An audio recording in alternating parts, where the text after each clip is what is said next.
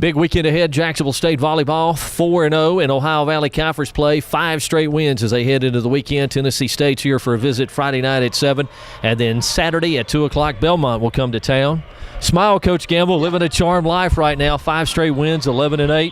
You got the win Tuesday night here over Alabama A&M as a precursor, I guess, to the weekend. Yeah, it's really, they're playing hard right now, and it's, it's good, it's fun, it's one of those things that I didn't expect it, so it's really exciting. It's really exciting to be a part of. This weekend's going to be tough.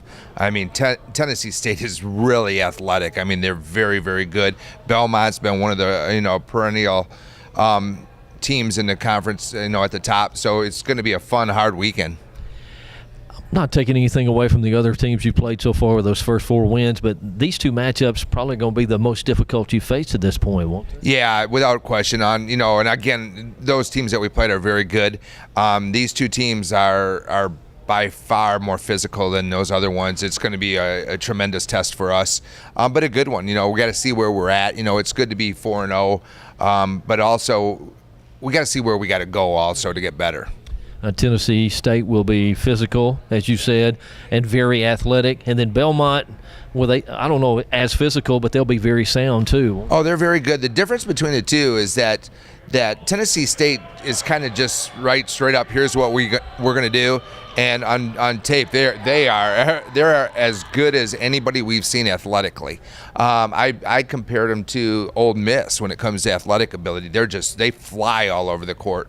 Where Belmont's more structured, they run a lot more in-system plays that we'll have to follow, and they're more. I don't want to say disciplined, but they just run a lot more different play sets than Tennessee State. So from Friday night to Saturday afternoon, 2 entirely different ways of the way that somebody's going to attack you, correct? Yeah, we're not even going to prepare for Belmont right now until Saturday morning. We'll watch film. We'll put a couple things in practice that the girls, we won't say it's about Belmont, but we'll put it in to prepare them to see little things. But we're going to strictly, they're 2 just completely different teams, so we don't want to prepare for one and prepare for the other. That's what I don't like about Friday, Saturday. You don't have a lot of preparation time for Saturday. Makes it very difficult. Makes it really difficult to prepare for Saturday. But we'll come in early Saturday morning. We'll watch film. We'll walk through some things, to get them prepared. But no, we'll gear up everything for Friday night. If somebody had told you before the season you'd be 4-0 right now, you would have taken it, right? I mean, this bunch, you mentioned they played hard, but playing with a lot of confidence right now too, aren't they? Yeah, they really are. They're doing some nice things. They're running our system. You see us learning. You see us getting better. And, I would have bet money that we probably would not be 4-0. And, who knows in this conference? We could go the next 12 and win them all, and we could go the next 12 and lose them all. But I guarantee these kids will play hard. They'll play as a team, and we're getting better.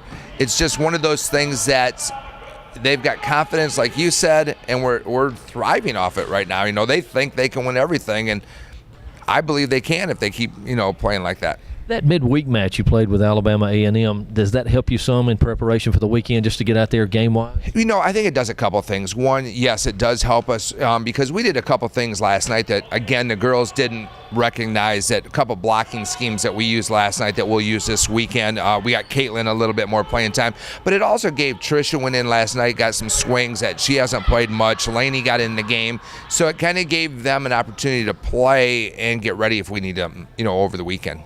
Thank you, sir. This ought to be fun. Good luck this weekend. It should be. Thanks, Mike. Brianne Glidewell is one of the new members of the Jacksonville State squad. Our first year in a Gamecock uniform. You're a long way from home, Peoria, Arizona. How did you end up here at Jacksonville State?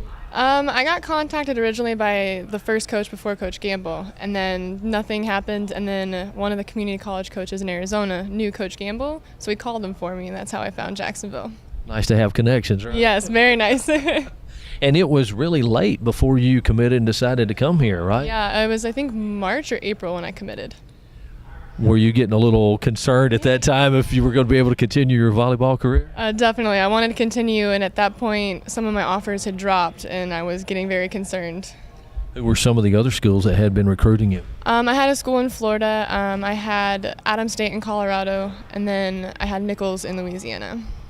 Did you know anything about Jacksonville, Alabama, or even the Southeast before you came here? I didn't, nothing about the South at all. It's definitely a new culture, but I really like it. It's very pretty.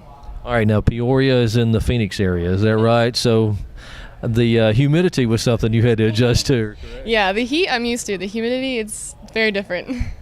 So if it's 110 in Phoenix, how does that compare to 85 or 90 here in the South?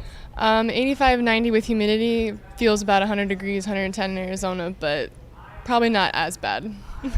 Your junior college career, you had an outstanding career in the program you played in. You had a lot of success there too, right? We did. Lisa's a fantastic coach, and she really worked us. And my freshman year, we went to playoffs, but we didn't make it to nationals. But my freshman year, we didn't make it. Sophomore year, she really pushed us to get there, and we ended up getting to nationals. Her style that you played for in junior college, is Coach Gamble similar to that? They're very similar. They're both very goal-oriented, always expect us to win, and they expect the best from us as athletes. Coach Gamble's a little more intense than Lisa, but they're very similar, and I love them both. Was there any adjustment period for you from junior college coming in to play Division I volleyball? Being away from home. Being away from home was a hard adjustment just because it's the first time I've left. I stayed at home when I went to GCC, but it hasn't been too bad. The teammates have been really, really welcoming, so that's good. And on the court, not a transition period there? Not really. I'm playing the same position I played at GCC, so that's really easy. The transition from middle to middle was not hard at all.